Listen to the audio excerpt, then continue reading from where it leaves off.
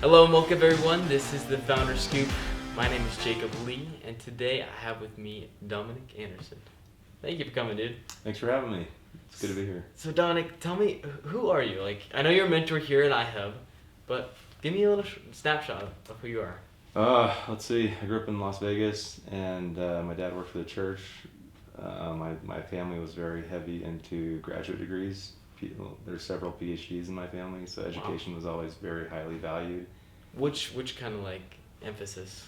Mostly in sociology, Sociology. actually. Yeah, both my mom's a PhD, and her parents both taught that at BYU Oh, cool. several years ago. A lot of connections here. Yeah, yeah. I went to BYU. I came to BYU right after high school, and really thought, I tell my kids this: don't look at college as the answer. It's a step in the right direction if that's what you want to do. But I sort of, I didn't know, because education was like the thing to do in my family. So I used it as the answer, and I ended up with an exercise science degree, and I had like nowhere to go with it. I was going to be a physical therapist once upon a time, and it just didn't feel right after volunteering at the clinic here. So I got a job from a good friend. He gave me a great job at Zions Bank. It was awesome, but it was 4.5 years of cubicle work, and I just am not cut out for that. Yeah, it took me 4.5 years to figure that out, but I was working on my GMAT and whatnot, so I could really kind of restructure and go to business school.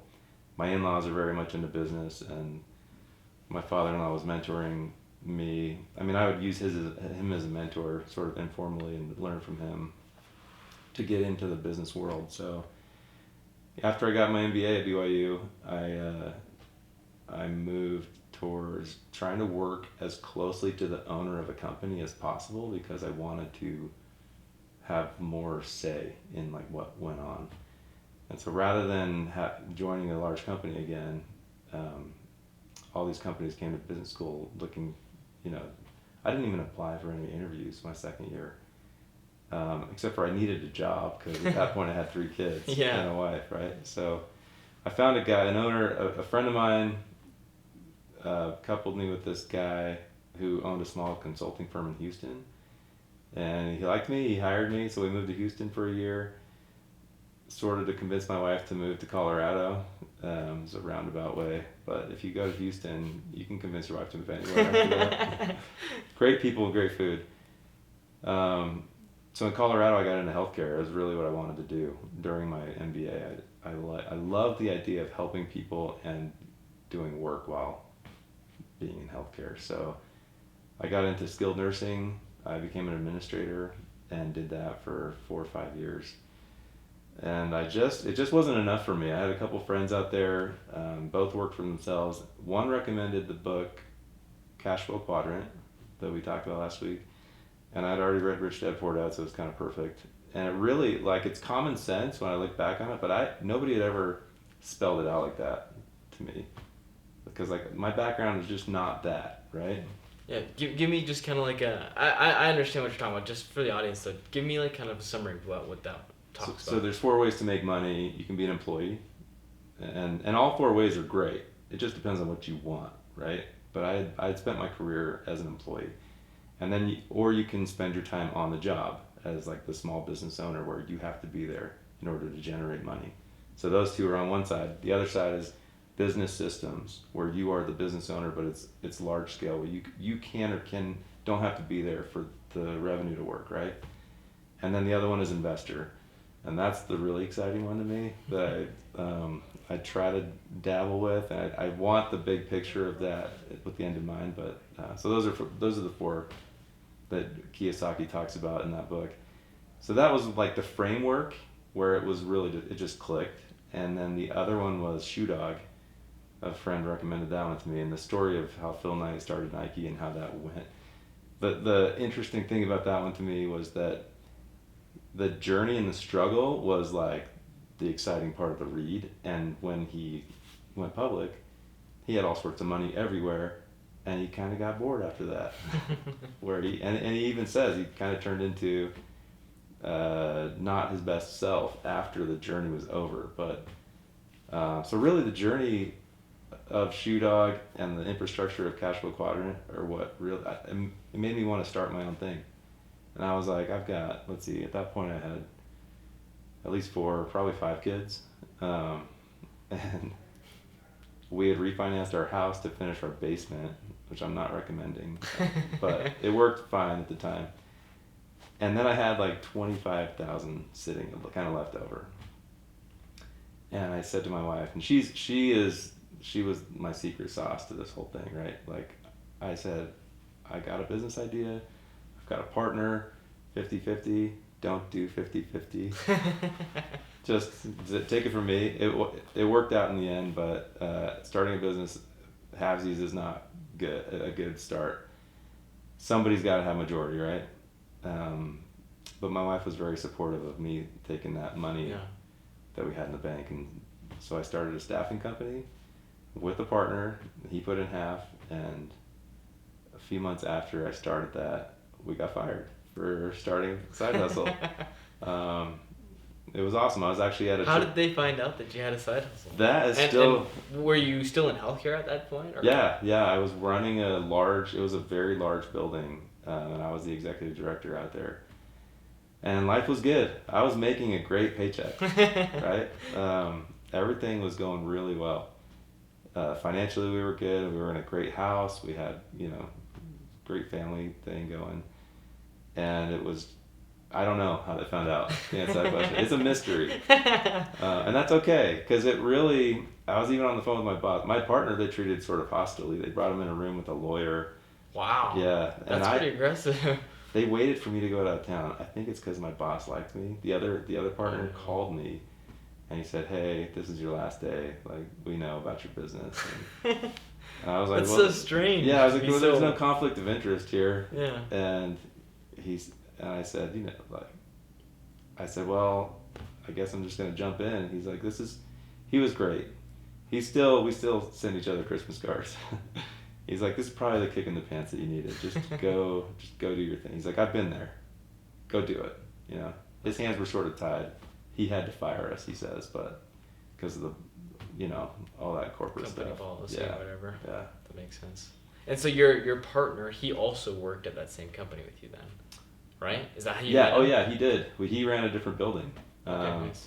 He had actually networked into me. He actually played football here at BYU. Oh, no way. Andrew George, who sort of caught an important pass. And he's a great guy. And we did that business then together for like 3 years about. And partnerships are hard for a lot of reasons, but even with great people. And so I offered to buy him out, and he was set up in Colorado. His family was there. And you were still in Houston, right? No, we had been in Colorado during that whole thing. I was in Houston just for a year. In Colorado, that's when I got into healthcare. That's when we had started the business together. And he was basically said, he's like, I'm not interested in leaving. I want to stay. And so I said, well, just buy me out then, because I'd really rather. And it worked out great, because I didn't have any ties to Colorado besides the business at that point. So once he bought me out, we relocated to Utah, and I restarted it. And I've been doing Rubicon Staffing, Rubicon Health Services for almost 5 years now. That's cool. And it's been going really well. We're trying to get into government contract space, and it's exciting. It's a journey though. Like the entrepreneurship, they say it's not. I started so late.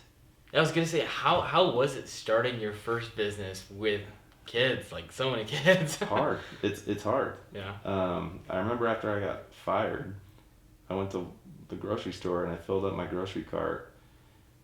And it only cost me like $100 at the time, and it was like 9 years ago or something. And I said, "Oh, good, we're gonna be okay. I'm gonna be able to feed my kids, right?" But there's a lot of, you don't know. Even to this day, like some weeks, it's like, am I gonna cover payroll? We've got all this staff, so it's really just a big. It kind of goes back to the exciting part of it is the journey, like that I read through. I've re-listened to Shoe Dog like 5 times. I'm a big fan of that story. That's cool. How many employees do you have now? It's a staffing agency, and so we've had up to, like during COVID, we were up to like 150. Right now we're probably in the 60 to 80 range. Yeah. Yeah. So then I guess the real question is how many employees have you staffed then? Oh, probably, I don't know, a lot. And they work for us, so we hire them W-2. Okay, gotcha. And so when they work for us, that means they might have a part-time job at the hospital and whatnot. So those numbers are sort of, they're not apples to apples, really. Right. We've staffed over 1,000 easily. That's huge. Yeah. And so walk me through what a staffing company actually does. It's in the healthcare industry. Yeah, so we'll contract with the hospitals, nursing homes, and whatnot. We do home health and hospice, and home care, and we'll get the contracts with them. We'll hire the employees so that they don't have to go out and look for their own. And we are really easy because we'll show them the schedule, and then they'll just pick up shifts. So that makes sense. Healthcare staffing. That's really cool. Yeah. So what's your long-term vision with this? Yeah, I mean, I listen to this guy Brian Tracy, and he's like, make a plan, then make a plan, then make another plan. And it really is, you get your notebook out, you start writing, and you get on a roll. It takes some work, you get on a roll, but then that next day even, or week or month, the plan evolves. I think the trick is to be engaged with your plan, because in other words, you say, what's my end goal with this? I've got financial goals, and I'm not passionate about medical staffing. It's a vehicle for me. It's like any vehicle that you choose. Do your best within the vehicle that you're in, but I don't know, passion to me, I think some things, like we were talking about Yarrow, that is an excellent example of where passion matters and fits. And for me, I haven't had that, and I think that's okay too. So the end goal is to support my family, really, and help them along the way. That's awesome. Be a good patriarch and all that stuff. Hey, that is number one in my book too. That's cool. So what role have mentors played in your journey as an entrepreneur? Oh man, going back to high school, I heard somewhere where the biggest influence on your kids is, it's not you, it's not even their friends, it's their friends' parents.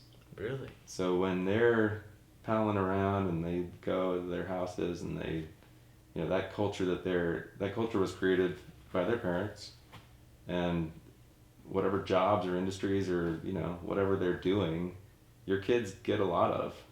And so, man, you have to remind me of the question. Yeah, what role have mentors played in your journey? Yeah, from growing up, I had a really awesome bishop that I'm still close with from high school. I saw how successful he was, and he was an employee his whole career, but did really well in the credit union. As the CEO, I think. And then that other one that gave me my first job, and just along the way, it's hard because you see people you admire, and they don't always have time for you, and see it's tricky. But at the same time, when people reach out to me, I'm happy to help them, and sometimes it's fluid and sometimes it's not. So I think I had one of my greatest mentors was my father-in-law, Steve Sorensen, and he just showed us by doing. And he wasn't a great sit down and let me show you, let me talk you through it, but he was great at leading by example. And he's left a legacy. He passed away actually a few years ago, early, 60, so he's pretty young. And when I think back on what he left for his family, there's always some stuff to figure out, but incredible example of how to build. He lived in that B quadrant for business. Mm-hmm. And that's one place I want to get to on my journey, for sure. Yeah, that's cool. Yeah, so you mentioned earlier how you've been really interested in the investor quadrant. What have you done to transition into that stage? Hold me accountable now. I love the question. It's okay if you haven't. That's something I'm super interested in myself. Yeah, well, when we were talking last week, it made me think even more. What have I done? I definitely, you helped me ask that question to myself a few days ago, and I think starting with the end in mind is so crucial, and it's not that I've done a great job of that, but it definitely is that, like, I've been moving towards that. Um, we have 8 kids, and we just sent our first missionary. 8 kids? We have 8. Wow. We have That's we have a awesome. missionary and we have a newborn. And Quite a range, yeah. Quite a range. So, I mean, life gets busy, and that's not an excuse, but it's definitely, it definitely helps me with my why. So getting into the I quadrant, I've done, I mean, to go back to Kiyosaki's, like Rich Dad Poor Dad, I think, or either any of his books, I think he does like real estate, and he'll do business, and he'll do stocks, or whatever you're into in the stock realm. And so my wife and I actually revised our whole plan. It really matters who you marry, right? I read that book from my friend, and I started a business after I read that book. But it was really important to me for her to read it so that we could talk the same lingo. Yeah. And once she did, like our whole world, yeah, I'd started my business and it was going. It worked into something, right? But once she read it, we revised our entire financial plan. And we had some, I mean, again, I'm not a financial advice at all, but we moved our money towards the things that mattered the most to us, instead of feeling like what we were doing before that was, I feel like, not a great plan, because it was a little too spread out. So. And by your plan, are you meaning like your investment plan? Yeah. Yeah? Yeah, so we actually, moving out to Utah, we got into real estate together, and we still have some of those companies going.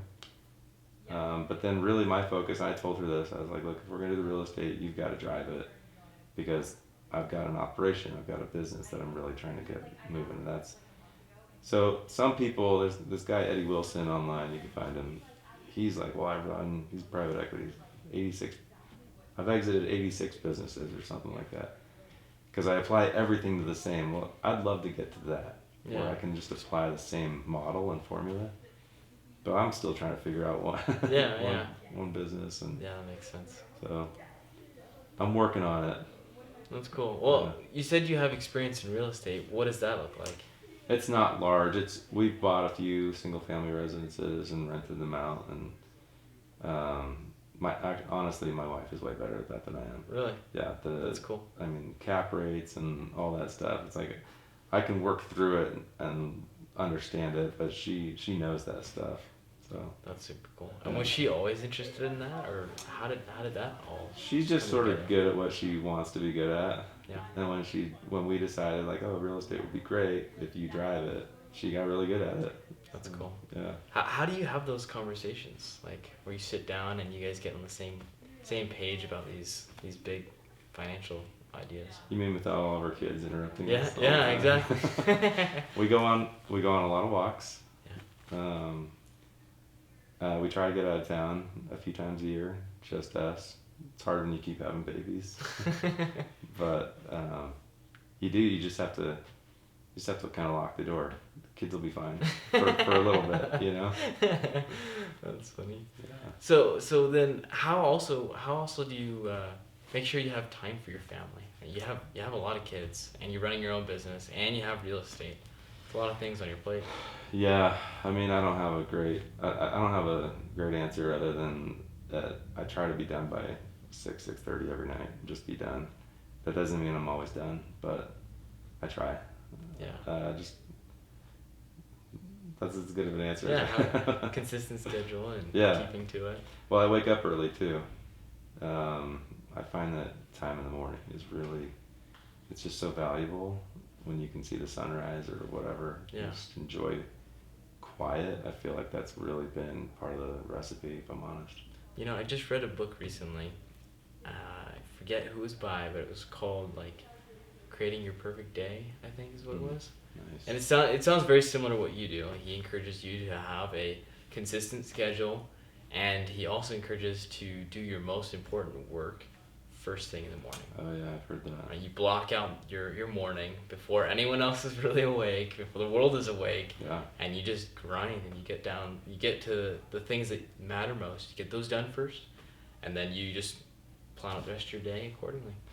Yeah, I mean, I love that. I should read that. Thanks for I'll have to.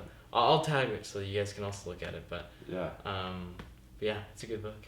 Another in that same genre, there's a book by Ryan Holiday called Stillness is the Key, and it really it's amazing. He talks about journaling, talks about just the quiet, talks about the consequences of not having stillness in your life, and it really, I mean, I took that book to heart. It's definitely in my top 5. That's awesome. But it sounds very much what you're talking about with Creating the Perfect Day. Totally. Yeah. So you like to read a lot of like business books then, right? I do, yeah. I used to read historical fiction, Really? and I love that stuff, especially World War II. But it's a great story, and I do think it's important that if you're being called to that, like you should take time to read those books. The last 8 years or so, I have just really, people give me book recommendations, and if it's not like bettering my life, it's not that interesting to me. Yeah. So I feel like I took forever to get to the point where I could actually like create revenue as a business owner. And I think we talked about this last week too. I don't feel like I'm behind, but man, it would have been cool to start way earlier. Yeah. You know? Totally. So what would you recommend for those starting businesses to get to revenue quicker? Just start. Who was it? I read and I listen to a lot of just people, interviews and whatnot, just people that inspire me. Sarah Blakely, she's got I recommend her How I Built This podcast. She's impressive. She was selling printers, and she had this idea for the Spanx product, which I've never tried on, but women love it apparently. And it was just pure hustle for her, where she had to get comfortable with rejection while she was trying to sell printers. But I think she said something like she feels like she's a character in the wrong movie when she was selling printers. Interesting. And so I feel like that to me is, if we are aligned with our purpose, we're not going to feel that way. And we're not, maybe that doesn't mean we know what to do. And maybe, and you probably, if you know the end from the beginning, you're probably in the wrong storyline there too. Because it's usually not going to work out that way anyway. But if you're willing, I was just telling my daughter about this last night, because she's learning how to drive right now, one of my daughters. And we're talking about prayer and, you know, why do we pray if Heavenly Father already sort of knows? And so this is probably not a perfect analogy, but I'm like, well, you know what it's like to press the gas. If you don't press the gas, you're not going anywhere. You know that much. And we try to steer a lot, but Heavenly Father really, if we give Him the wheel, right? Jesus, take the wheel, you know? I mean, all we can do is give our effort, and all we can do is press the gas. And if we do that, He can, as we hear all the time, He can make way more of our lives than we can. I totally agree, 100%. How do you feel like your career has been influenced by your faith? Faith is the first thing. I've got 4 F's. Faith, family, finance, and fitness. And faith is always number 1. It's just, if that's not driving, whatever somebody's faith is, it's just not, I don't feel like there can be alignment with what we were talking about. Yeah. They're just, the higher power is real, and you walk outside, and I think it's undeniable how God created this earth for us. There's no good argument against that. And so if He is the ultimate creator of everything, why wouldn't He put us here with a purpose to help co-create? I mean, we're able to have kids. That's an obvious, right, co-creation role that we have. So otherwise, are we just supposed to sort of know the end from the beginning and like, hey, we're just gonna clock in and clock out, and it just doesn't feel. And there's nothing wrong with any of it, right? Going back to those 4 quadrants, those are all great to exist in, if that's where the individual wants to exist. Yeah. I feel like we've all got roles to play, we've all got missions to play here, and it's our job to try to identify what those are, where to exist, right? Yeah. And I think a lot of times too, it takes courage. Right? If you're in the wrong spot, you just gotta Yes. make a plan, go for it. Make a plan. Amen. I can't say it better than that. And you're right. Courage is the key ingredient. Really getting fired. I mean, it took me that many years, right, to really, and going back to business school. And I tell my son this in college now. He's a freshman here at BYU, and he's like, everybody just talks about their majors all the time. And I kind of warned him that that's what would happen. And there's nothing wrong with that. If people are really proud of their major and their plans for their major, the thing I was warning him against was to not let that make him feel like he's behind. He's 17 right now. If he's 25 and hasn't made real progress, then I think he's going to feel like he's out of alignment, right? But not to mention what I, as his parent, am going to want for him. He's got to feel like he's aligned with his purpose. Yeah. And the sooner he can find that, the better his trajectory is going to be. And he's going to be, I mean, I'm 45. When he's 45, right? I've been on the entrepreneur journey for, almost a decade. I'm 45. I'm like, I'm still in my prime, baby. Let's go. But to somebody that's much younger, they're like, oh, you're 45. You're like, but it's not too late to try to become more in alignment. In fact, that should always be our purpose every day. It's just hard to remember, and like you said, it takes courage to get up and try to align yourself with your purpose. So that brings me to my next question then. You've talked a lot about purpose, and I feel like it's been a journey for you trying to figure out what your purpose is. But what would you recommend people do to find their purpose? It feels like an age-old question that you're asking, right? And it's a great question. And the only thing, I mean, I think it goes back to what we've been talking about, where if you are just willing to move towards doing something, like the end of that story where I was like, well, if you just want to know the beginning from the end, okay, great. And there's nothing wrong with that life if that gives you the purpose and alignment that you are looking for. It doesn't for me, and I think it's actually more part of the journey to not know, right? There's that hymn, lead kindly light, one step enough for me, where if you're willing to take that one step, you're going to see the next step. You're not going to see 10 probably. Maybe you will if you're lucky. You're not going to see 100. But you've just got to be willing to take the next step. Somebody famous was being interviewed, like, people ask me all the time, what should I do?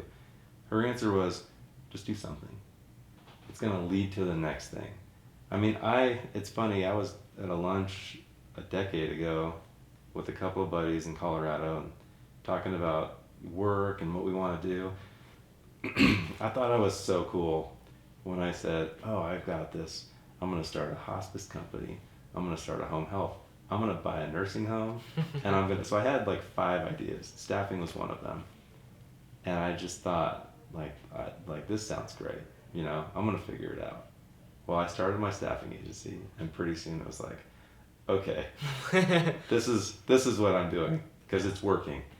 And taking on more, like you can build your capacity, but not until you start to build your capacity, right? You have to take the first step, and that's the fun part. Yeah. I like just how much you talk about finding fulfillment in the journey, right? Like, I feel like that is super key to figuring out what your purpose is. Like, you just gotta keep pressing forward, like you say, and enjoy the journey, even though it's gonna be hard. It's totally worth it. I think it's rare for people to. I think it's opposite the plan in some ways for most of us to jump to whatever it is we're looking for the end goal.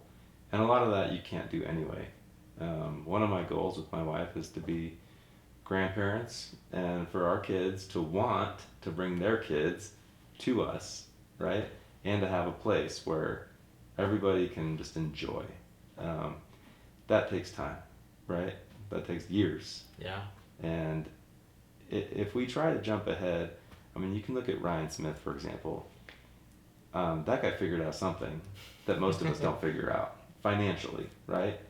And I've seen him, his kid was playing against my kid in a basketball game one time, because we play that area, and he'll come in and he sort of doesn't want anybody to know who he is, which is great. So I don't bother him. But just in my observation, he likes being at his kids' games, and I do too. And that's part of the journey, is like raising these kids. And sometimes you don't get to go to all your kids' games, but I think that if we're just if we don't find fulfillment along the way, then I think once we get there, I think like Phil Knight, he's like, man, I would go back and do it all again. All the hardships, all the money moving around to try to pay this guy. I mean, you read the book, right? It's such a struggle for him forever. And yet, by the end, he's like, man, that was the best part. Well, Dominic, I have really appreciated your time here. Thank you for coming today. Thank you, Jacob. Where can people go to learn more about you and your business? Oh, I don't know. Well, I have a website, rubiconhealthservices.com. Because that's where we're trying to go into the contract sector and the government space. I don't know. You want my phone number? No, I mean, really, I'm easy to get a hold of. 22dominic@gmail.com. If anybody wants to chat, I'm happy to. I like coming down here to mentor. I just really love iHub's mission with helping. It's just helping people take the next step. Yeah. I love it. Yeah, I know. That brings up another question I want to ask them before we finish. Like, how's your experience been at iHub, being a mentor? What has that been like? Really fun. My favorite was somebody called me out of the blue a couple months ago, and they're like, hey, because I guess there aren't a ton of mentors right now with like healthcare on their resume, and he's trying to do something with his dad. And so I got to know him. It was really fun. He has like 10 siblings or something crazy like that. Wow. That's really fun. And I love taking time because, like I said, I mean, I've got my own kids and they don't always want to listen. but for some reason, it's like I was saying, the other, your friends' parents. So we're all community, and I feel like if we're all available to just try to help, it's like the rising tide just lifts all boats. That's awesome. Well, I appreciate you once again. Thank you for joining me today. Thanks for having me on, Jacob. It's been really fun.